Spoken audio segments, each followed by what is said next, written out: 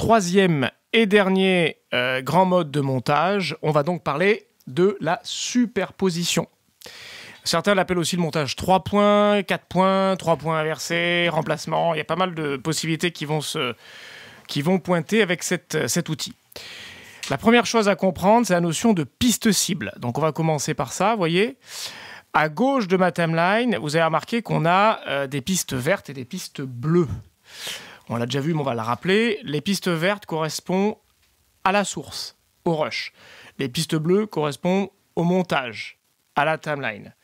Et en fait, à gauche, je vais mettre en phase les rushs que je m'apprête à monter, qui sont en entrée donc, avec les pistes de mon montage qui sont donc en sortie. C'est ça le principe.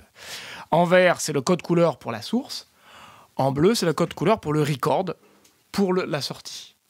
OK ? Par défaut, vous avez vu que V1 est en face de V1, c'est-à-dire que la vidéo de mon rush va aller sur V1.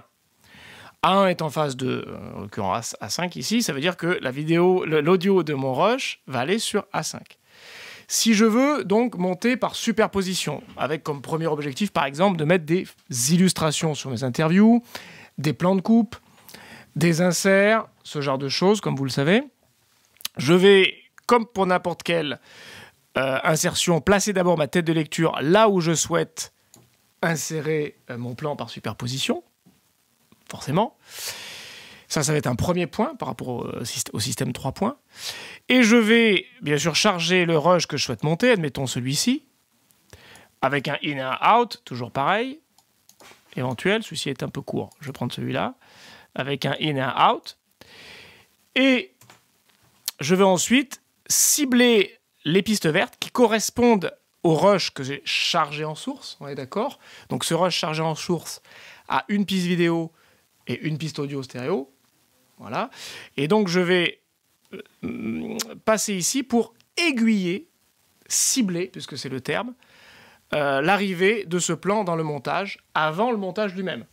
C'est-à-dire que la vidéo de ce plan que je veux monter, je vais l'aiguiller vers V2 en faisant comme ceci, c'est-à-dire en cliquant sur le V1 vert et en tirant avec ma souris une petite flèche, vous voyez, ça c'est typiquement avidien, c'est-à-dire que cette petite flèche que je vais faire orienter vers V2.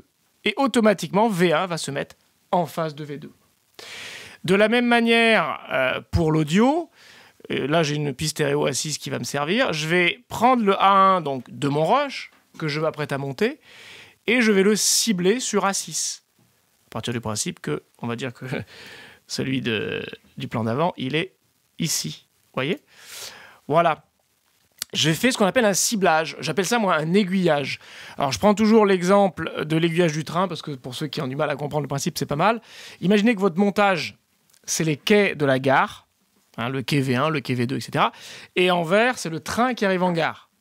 Qu'est-ce que vous faites pour éviter les accidents? Vous aiguillez le train qui arrive en gare vers un quai disponible. En l'occurrence, ici, le quai disponible, c'est V2, donc j'aiguille mon train V1 vers V2. Voilà, c'est de l'aiguillage, on va appeler ça comme ça.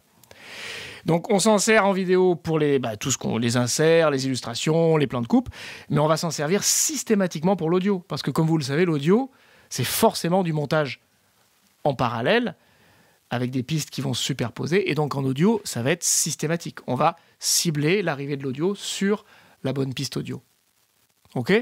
Donc maintenant que j'ai bien ciblé au préalable, je vais pouvoir monter mon plan, et quel outil je vais utiliser ? Je vais utiliser l'outil Overwrite, écraser. La flèche rouge. Surtout pas la flèche jaune, parce que la flèche jaune, elle, quoi qu'il arrive, elle fait un trou. Là, je ne veux pas faire un trou, je veux passer par-dessus, et je vais écraser du vide, de toute façon, donc j'écrase rien de méchant, et ça sera bien, donc Overwrite. Je rappelle que c'est la touche B. Et bim. Voilà, alors, il s'est passé une chose... ça m'a fait un trou sur A5. Pourquoi, d'après vous? J'ai fait une petite erreur. J'ai oublié de décocher, de désactiver la piste A5. C'est très important. Vous voyez, ça me le rappelle.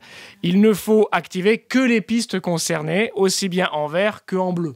C'est ce que j'ai oublié de préciser. Et là, donc, avec B, aucun souci, bim, je vais bien passer au-dessus et en dessous, sans rien effacer, sans faire de trou. Mais effectivement, rigidité avidienne oblige, encore une. N'oubliez pas de décocher, de désactiver toutes les pistes qui ne sont pas concernées par votre montage par superposition.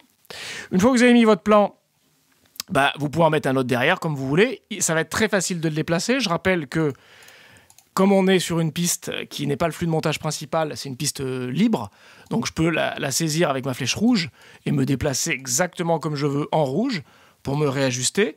Je peux aussi utiliser mes touches de trim pour faire ça avec précision, hein, donc image par image. Et je peux aussi trimer mes entrées et mes sorties de plan. Vous êtes d'accord, surtout pas en rouleau jaune, mais en rouleau rouge cette fois. Voilà, pour ne pas laisser de trou ni rien. Voilà, je vais l'ajuster exactement comme je veux, sans aucun problème. Le déplacer, mais tout ça en rouge, parce que je suis bien en parallèle et non pas sur le flux de montage principal.